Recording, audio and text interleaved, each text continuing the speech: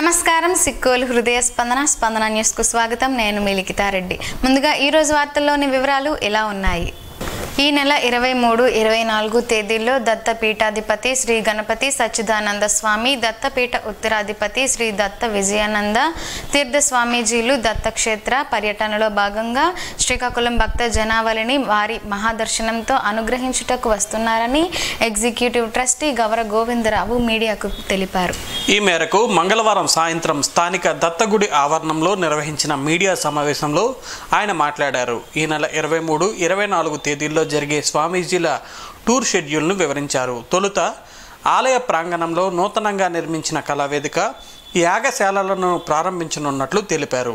అనంతరం స్వాగత కార్యక్రమం కూడా ఉంటుందని తెలిపారు. తదుపరి స్వామివారిచే అనుగ్రహ భాషణం కూడా ఉంటుందని వివరించారు.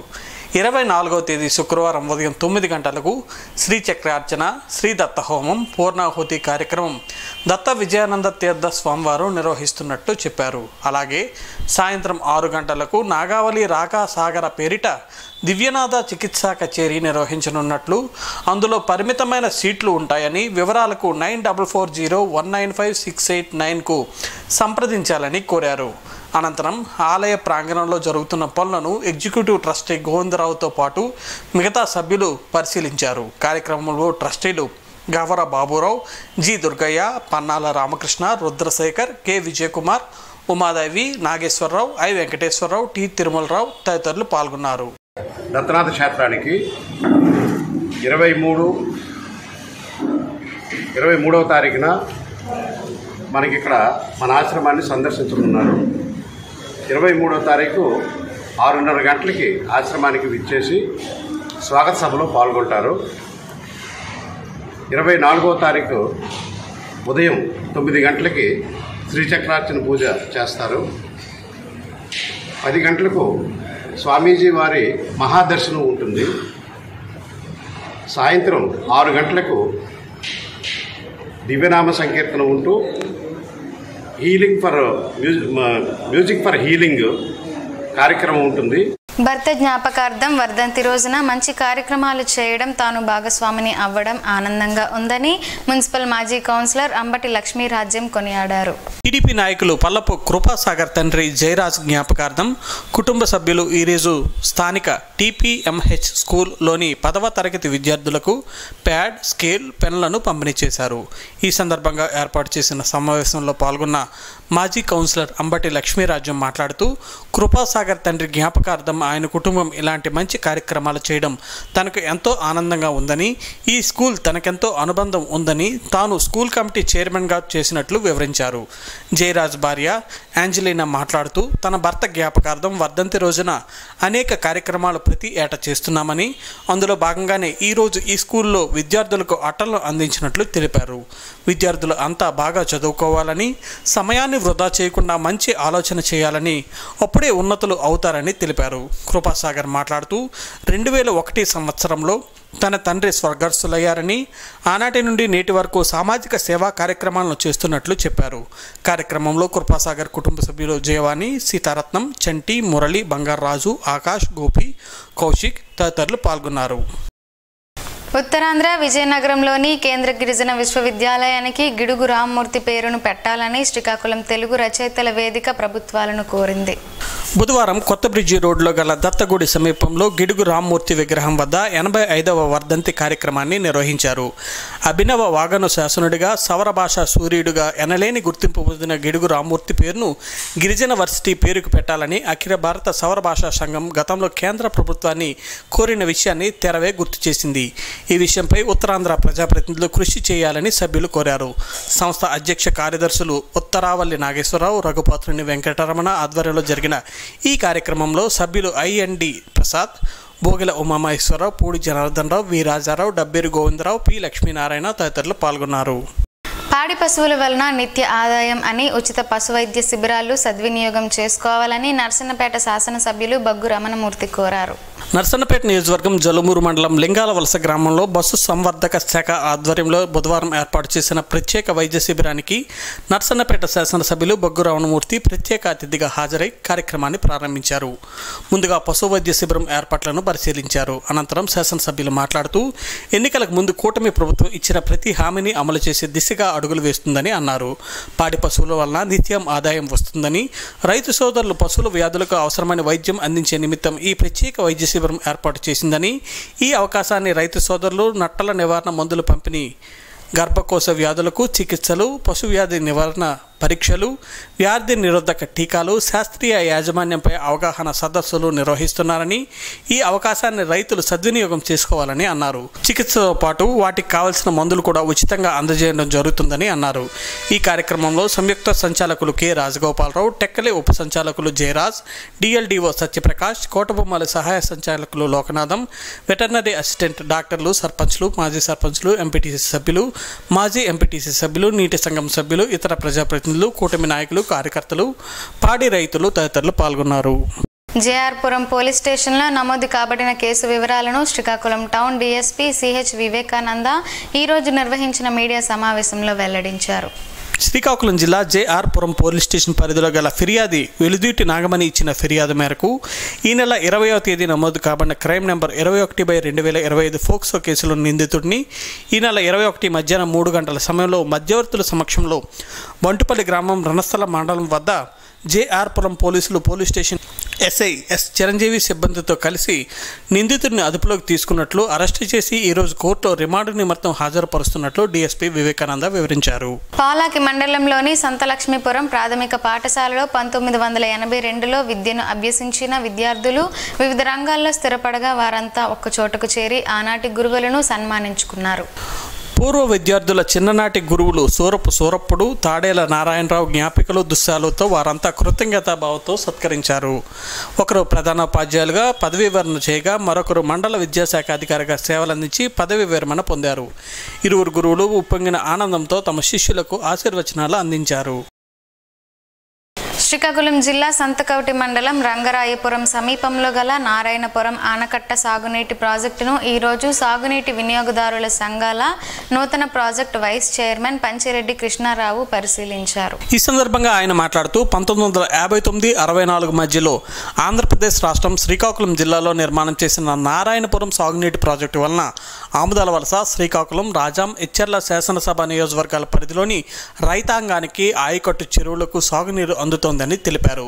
శ్రీకాకుళం జిల్లా ఇచ్చెర్ల నియోజకవర్గం ఇచ్చెర్ల మండలం పరిధిలోని టైలాండ్ ఏరియాకు 2000 సంవత్సరం నుండి నేటి వరకు సకాలంలో వర్షములు కురవకపోవడం వల్ల, నదిలో నీరు లేకపోవడం వల్ల నారాయణపురం ఆనకట్ట ప్రాజెక్టుకు 50 కిలోమీటర్ల దూరంలో గల ఇచ్చెర్ల మండలంలోని ఫరీద్పేట, ఇబ్రహీంబాద్, పూడివలస, తమ్మినాయుడుపేట, కుశాలపురం, తోటపాలెం, కొత్తపేట, ముద్దాడ, కొంగరాం, పొన్నాడ, బొంతలకోడూరు, ధర్మవరం, భగీరథపురం గ్రామ పంచాయతీల పరిధిలో సుమారు 8000 ఎకరాల పైబడి సాగు భూములు ఖరీఫ్, రబీ సీజన్లో సాగునీరు అందక రైతాంగం తీవ్రంగా నష్టపోతున్నారని ఆవేదన వ్యక్తం చేశారు. దీనిపై అధికార యంత్రాంగం నారాయణపురం కుడి కాలువ స్థితిగతులను పరిశీలించి ఆనకట్టలోని ఇసుక మేటలను, కాలువలో ఉన్న ఇసుక మేటలను, అలాగే ఆనకట్ట హెడ్ షట్టర్లను రిపేర్ చేసి కుడి కాలువ పరిధిలోని మదుములో రిపేరు చేయించి 2024-25 సంవత్సరం రబీ పంటలకు, అలాగే 2025-26 సంవత్సరం రాబోయే ఖరీఫ్లకు త్రాగునీరు, సాగునీరు అందజేయటకు తగు చర్యలు తీసుకోవాల్సిందిగా స్థానిక ప్రజాప్రతినిధులకు ఆయన విజ్ఞప్తి చేశారు. వామపక్ష నేత విజికే మూర్తి ఆశయ సాధనకు అందరూ కృషి చేయాలని సిపిఎం జిల్లా కార్యదర్శి డి గోవిందరావు పిలుపునిచ్చారు. ఇచ్చెర్ల మండల కేంద్రంలోని విజికే మూర్తి సంతాప సభ ఈరోజు జరిగింది. ఈ సందర్భంగా పలువురు కామ్రేడ్ విజికే మూర్తి చిత్రపటానికి పూలమాలలు వేసి నివాళులర్పించారు. ఈ సభలో గోవిందరావు మాట్లాడుతూ కామ్రేడ్ విజేకే మూర్తి సిఐటియు తొలితరం నాయకులని, సిఐటియు జిల్లా ప్రథమ అధ్యక్షులుగా అనేక ఉద్యమాలు చేశారని గుర్తు చేశారు. తన యావత్ జీవితాన్ని ప్రజలకు అంకితం చేసిన ఒక గొప్ప యోధుడిని కొనియాడారు. 1979లో ఉద్యోగ కార్మిక సంఘాల సమన్వయ కమిటీకి నాయకులుగా అనేక ఆందోళనలు, పోరాటాలు చేశారని, తుది శ్వాస వరకు ప్రజల కోసం పనిచేసిన మహోన్నత వ్యక్తి అని, గరిమెల్ల విజ్ఞాన కేంద్రం కార్యదర్శిగా సాంస్కృతిక రంగంలో విశేషమైన కృషి చేశారని వారు అన్నారు. ఈ నెల 25వ తేదీ ఆయన సంతాప సభ శ్రీకాకుళం అంబేద్కర్ ఆడిటోరియంలో జరుగుతుందని తెలిపారు. ఈ కార్యక్రమంలో వివిధ సంఘాల నాయకులు D Bangaraju, T Ramarao, L Ramappudu, Chikkala Satyanarayana, M Ramana, Suresh Satyanarayana, Parthasarathi తదితరులు పాల్గొన్నారు.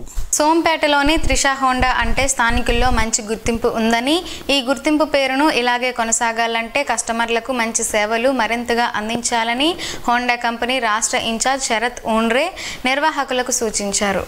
సోంపేటలో అధునాతన సాంకేతికతను జోడిస్తూ కస్టమర్లు మెరుగైన సేవలు అందించేందుకు గాను Trisha Honda showroom sales service సెంటర్లను ఈరోజు త్రిష హోండా కంపెనీ రాష్ట్ర incharge Sharath Undre, area manager Manjunath Patil, స్థానిక Trisha Honda MD DN Rao, Sharath Undre Manjunath Patil, Honda Shashidhar Kammar, two wheeler India motor సైకిల్తో కలిసి రిబ్బన్ కట్ చేసి జ్యోతి ప్రజ్వలనతో లాంఛనంగా ప్రారంభించారు. ఈ సందర్భంగా ఏర్పాటు చేసిన సమావేశంలో కస్టమర్లను ఉద్దేశించి బాధ్యులు శరత్ ఊండ్రే మాట్లాడుతూ సోంపేటలో త్రిష హోండా నెంబర్ 1 స్థానంలో నిలవడానికి కస్టమర్లకు అనుగుణంగా సేవలు అందించడంతో పాటు వారు కోరుకున్న ఫీచర్స్ను అందివ్వడమేనని చెప్పారు. నిన్నటి వేళ ఓబీడీ 2B అనే ద్విచక్ర వాహనాన్ని లాంచ్ చేయడం జరిగిందని చెప్పారు.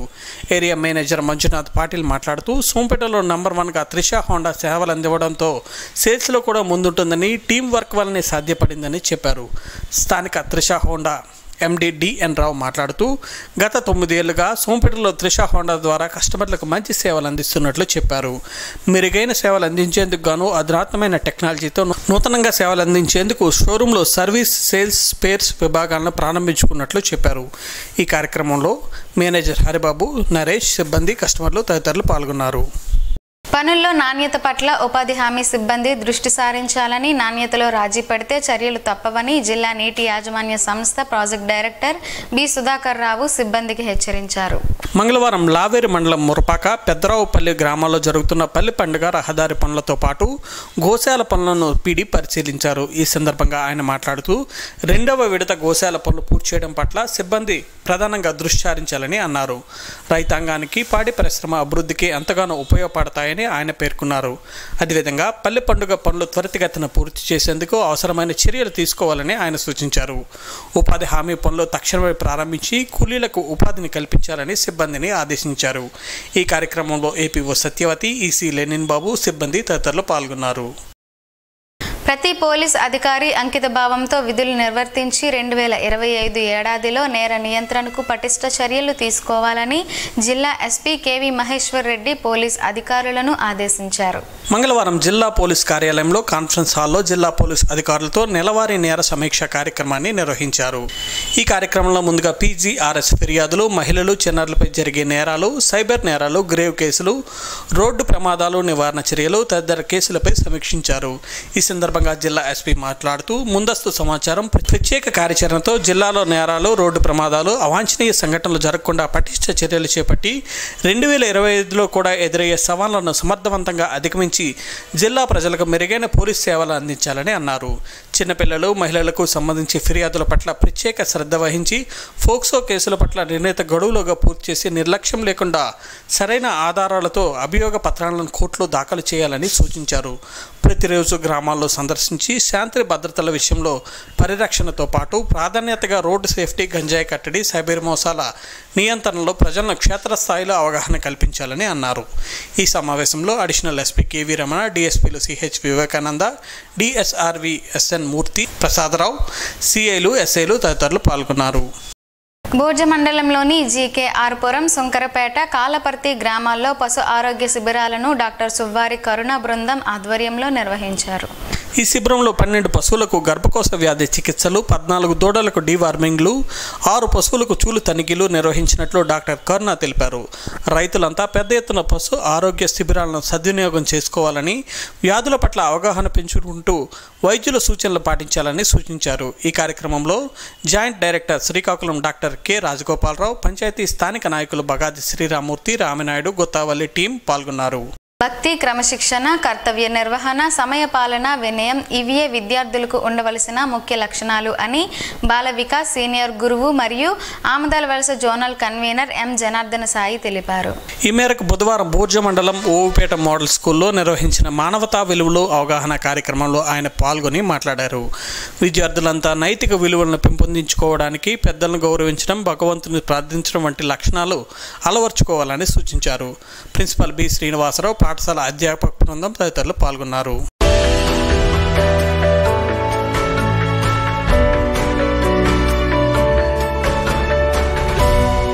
సోంపుతో పలు ఆరోగ్య ప్రయోజనాలున్నాయని ఆరోగ్య నిపుణులు చెబుతున్నారు. ఆ వివరాలేంటో ఈ రోజు ప్రసారమయ్యే ఆరోగ్యమే మహాభాగ్యంలో తెలుసుకుందాం.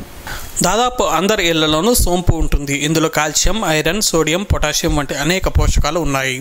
ఇది ఆరోగ్యానికి ఎంతో మేలు చేస్తుంది. అనేక రోగాల నుండి మనల్ని కాపాడుతుంది. సోంపును రోజు తీసుకోవడం వల్ల గుండెకు మేలు జరుగుతుందని ఆరోగ్య నిపుణులు చెబుతున్నారు.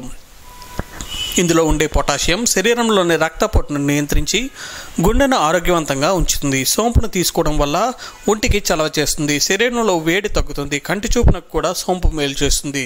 దృష్టి లోపాలను తగ్గిస్తుంది. సోంపులో ఫైబర్ ఎక్కువగా ఉంటుంది. ఫైబర్ అధికంగా ఉండే పదార్థాలను తింటే స్థలకాయ సమస్య తగ్గుతుందన్న విషయం తెలిసిందే. ఆరోగ్య నిపుణుల అభిప్రాయం ప్రకారం రోజు ఖాళీ కడుపుతో సోంపు తినడం వల్ల రక్తంలో ఉన్న మలినాలు తొలగిపోతాయి. దీనివల్ల చర్మం కూడా మెరుస్తుంది. ఉదర సంబంధ సమస్యలను తగ్గిస్తుంది. ఎవరైనా నోటి దుర్వాసనతో ఇబ్బంది పడుతున్నట్లయితే సోంపు తినాలి. ఇది మౌత్ ఫ్రెషనర్గా పనిచేస్తుంది. శరీరంలో రోగనిరోధక శక్తిని పెంచి అనేక రోగాలను దూరం చేస్తుంది. మీకు మతిమరుపు సమస్య ఉంటే బాదం, సోంపు, చక్కెరను సమాన పరిమాణంలో తీసుకొని పొడి చేసుకోవాలి. దాన్ని భోజనం తర్వాత 1 టీ స్పూన్ తినాలి. ఇలా చేస్తే మీ జ్ఞాపక శక్తి పెరుగుతుంది. ఏదైనా మితంగా వాడితేనే ఫలితం ఉంటుంది.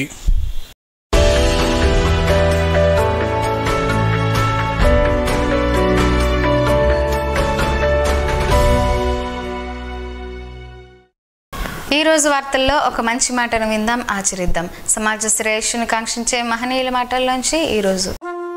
జీవనం గమనం గమ్యం. ఋషి చింతన, ఉత్తమ అనుభవములు మౌనంగా ఉన్నప్పుడే రూపుదాల్చుకుంటాయి.